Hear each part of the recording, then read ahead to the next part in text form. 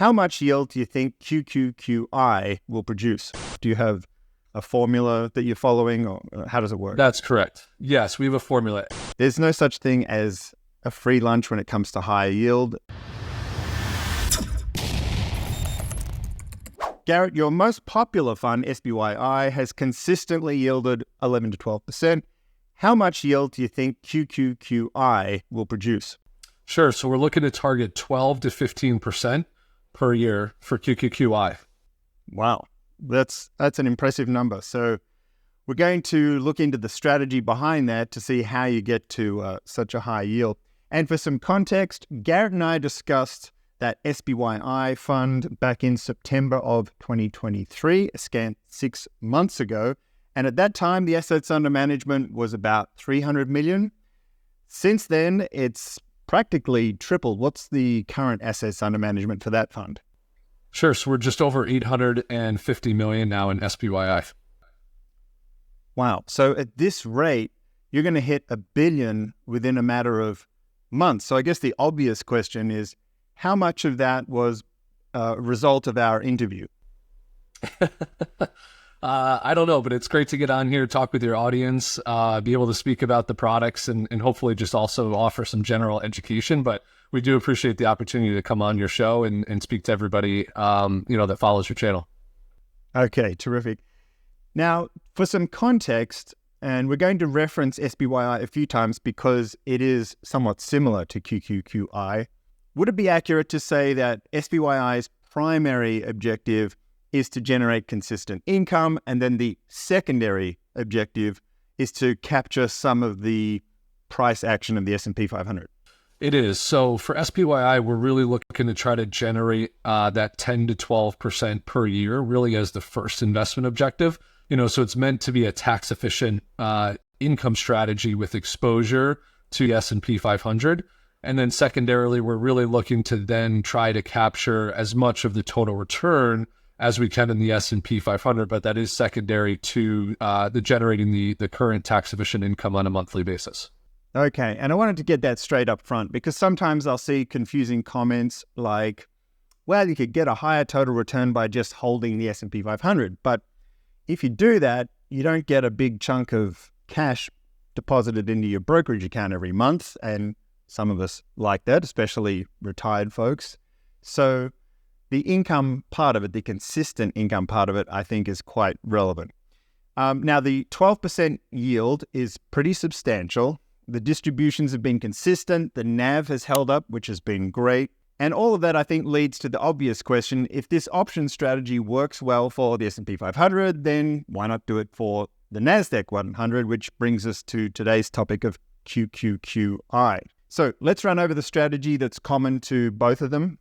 It starts with replicating the index. So for QQQI, you just buy the stocks in the NASDAQ 100, same weighting as the NASDAQ 100.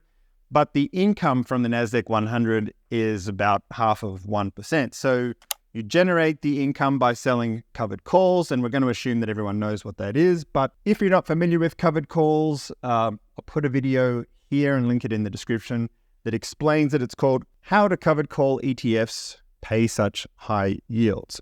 Now, you could sell calls on each of the NASDAQ 100 stocks that you're holding in this QQQI fund, but you don't. Why is that? So here at NEOS, we really focus on the net after-tax return. So when you're looking at different options in general to be able to use in either augmenting your income, strategy, there's a couple. You could look at a single stock option if you're referring to selling a product, an option on Apple or Microsoft or Tesla. Unfortunately, those options are taxed at 100% short-term capital gains. So you're going to pay a higher tax for generating that income.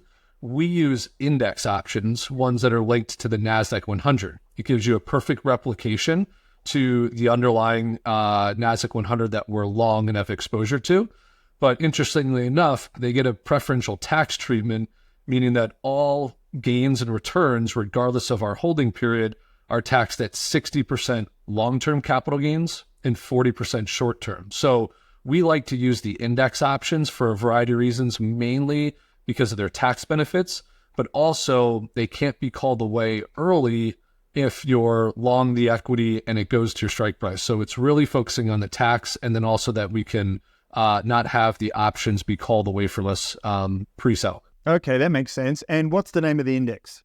Yep, so it's the NDX, references the NASDAQ 100. So we're selling NDX index call options. Those are listed on all the major exchanges. They're the second most liquid option right behind the S&P 500. They're priced intraday, and they trade almost similar to the NASDAQ or to any of the underlying exposures. Okay, and when I think of the NASDAQ 100, I guess a common proxy would be QQQ. What's the difference between NDX and QQQ? So the NDX is the underlying index. It is the NASDAQ 100. And QQQ is the ETF that fully tracks just the NASDAQ 100. So you'll get almost a similar return profile. They do have an expense ratio in order to own and operate the fund. But the QQQ ETF is what fully replicates the NDX or the NASDAQ 100 index. Okay, that makes sense. And you're selling calls on the entire index using the NDX, which means you're not really a stock picker per se. You're more of an options trader. Would that be fair to say? That's correct. We're really focusing on delivering an option overlay strategy on your core indexes, whether that was SPYI on the S&P 500 or here QQQI on the NASDAQ 100. We want to focus on those core indexes that you know and have allocations to, but to where that we can generate, a high degree of income and focus really on the option overlay portion. So let's talk about your option strategy then. How far above the market price do you set your strike price for QQQI? Sure. So we average between 1.5% to 4.5% out of the money away from the current market on a monthly basis.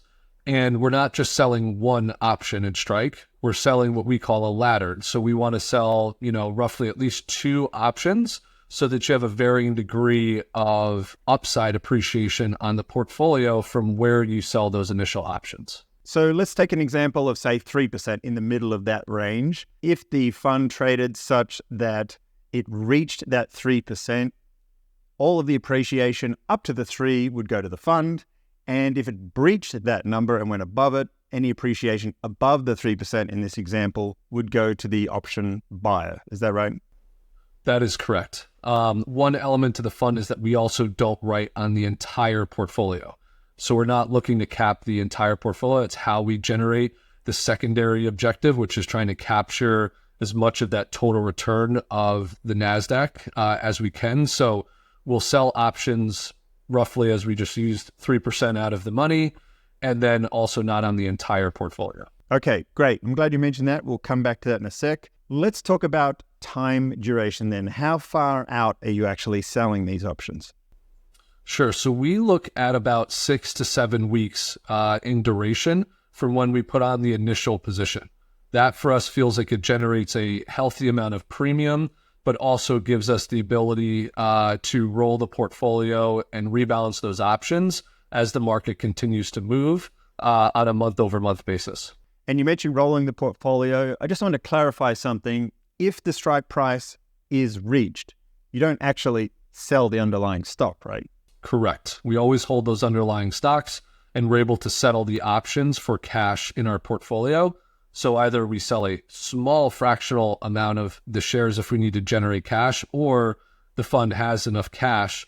Plus, when we go to bring in new cash from the option, that also is a means of generating excess cash to settle the option. So we've covered strike price. You said 1.5% to 4.5%. Time period, was it 6 to 7 weeks? That is correct. The third variable you also mentioned before, I wanted to get into that. The third variable being how many options you sell relative to the value of the portfolio. So how do you determine the percentage of the portfolio that you sell the calls on? Sure. So that part is dynamic. It's built into our model. And so on average, we could be anywhere between 70 to 80% as an overlay on the value of the portfolio. Now, that's a range. It could go up to 90, it could go 95, it could drop down to 60. But generally between the 70 to 80% range, is where we see enough of an overlay to generate that first investment objective of the income for investors. And then secondarily, we want to be able to, capture some of that upside on a piece of the portfolio that has no options written against it. Okay. And what drives the decision about whether it's 70 or 80? It's not just seat of the pants kind of stuff. Do you have a formula that you're following, or how does it work? That's correct. Yes, we have a formula. Everything that we do here is data-driven from our investment process. So it's all quantitatively based. We have a number of factors that we do look at across the options market, across the underlying index that we're using. But think about it in simple form is we also want to hit an income target. So once we've hit the income needed for investors, that is that, again, primary investment objective, then we don't look to write on the balance of the portfolio because we don't need to over-generate income. We actually want to generate the appropriate amount of income that investors are looking for, that 12 to 15% per year. And then for the balance, we want to be able to appreciate with the equities. Okay. And you've got one other tactic that you could use sometimes, which is actually buying calls as opposed to selling them. When would you do that? That's correct. We would look to use a long call option when volatility gets extremely compressed. So think about like a 2017 where volatility was really low. The Fed had a big quantitative easing going on and the market was just grinding higher. That's more of a risk management tool for us that we look at buying a long call to be able to participate in that upside when we might have to write on 95 or even maybe 100% of the portfolio to generate the income needed as we talked about, as that first primary objective. But we do want to be cognizant that we could take a small portion of that premium to buy a long call to protect that upside. But like I said, that has not happened in SPYI since launch. Of course, has not happened in QQQI either in the last month or so that we've been out there. But we think about that could happen in a very, very low volatility regime, like a 2017. Okay, so low, what kind of VIX number are we talking? Because at the moment it's fairly low. So we look at the VIX for the S&P 500, right? That's the volatility index of the S&P 500. There's actually one for the NASDAQ called the VXN. And when we look at the VXN, we're going to want to see that probably at least sub 12 or 11 at a minimum. There's a number of other factors in our models that look at when we decide that probability and volatility is low, but just trying to give a rule of thumb, just generally speaking, in SPYI, looking at VIX, that's going to be sub 10, and that's going to be probably somewhere around sub 11 or 12 on the VXN, because when you think about the S&P versus NASDAQ, NASDAQ inherently has more volatility, roughly around 20 to 25%. So we would see the VXN a little higher when we need to buy that long call versus what we might see in SPYI. And I don't want to get caught up on that one because, as you mentioned, it's something you'd rarely use. Let's talk about the income then. For SPYI, it's been quite consistent, around 48, 49 cents each month, which investors, of course, appreciate. Now, is it that consistent because it just happens to work out that way, or are you keeping some of the income in reserve to smooth out the negative months? Sure. So we target this 1% on average for SPYI. It just happens to work out that that's roughly 48, 49 cents. The fund does not have a fixed managed distribution that we set it at a certain per share price. It's really derived off of the income generated from the call options and where the fund's net asset value is. That would be the same thing for QQQI when we're thinking about the distribution at a 12 to 15% rate. To your second question is yes. The answer is if we generate additional income above what we need for our distribution, we take that excess income and reinvest it into the fund to continue to grow the net asset value for all shareholders. Oh, that's interesting. So that would create some appreciation in the price of the fund. I wasn't aware of that. So that's good to know.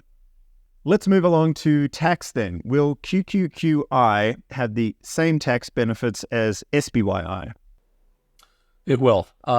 First and foremost, we do earn the qualified dividend income from owning the equities, although that be much smaller, as you referenced earlier. We use the same index option structure, so NASDAQ 100 versus S&P 500.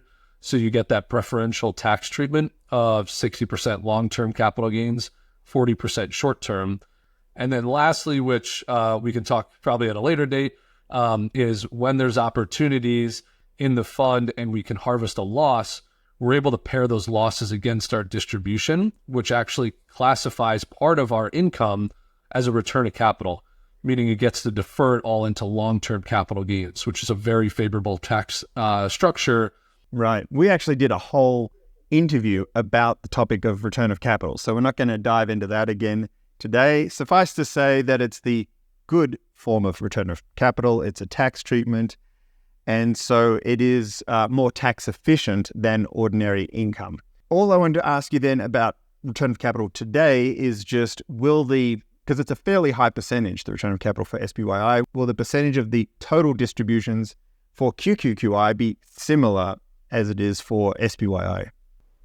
Yes, that's our expectations. It is ultimately driven by the performance of the underlying exposure, so NASDAQ 100, versus the S&P 500. But yes, it should be relatively the same, percentage. So it sounds like these are sister funds and very similar to each other.